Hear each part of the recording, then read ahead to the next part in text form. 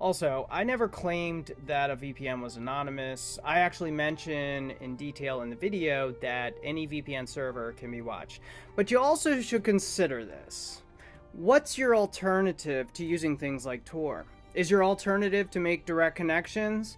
Is your alternative to give up everything to your ISP? To be vulnerable to things like a DNS proxying attack and man-in-the-middle attacks that could be happening to your local network, your ISP network, and anywhere between you and the destination? Does it not make sense to use something like Tor browser, much more so than to use nothing at all?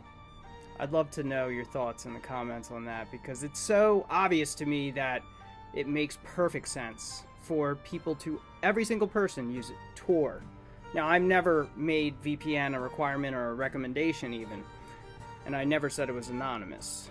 But you are a sitting duck in place if you don't have some kind of network multi-hop connection with end-to-end encryption to a .onion or a .i2p site or something else that actually offers you real security over the normal internet.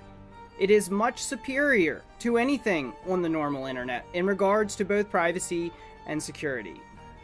If you don't see that, well, I have to question the motive for your comment if that's the case. But maybe you didn't watch my earlier video, because I did talk about most adversaries. I did talk about the fact VPNs could be watched, connections in and connections out.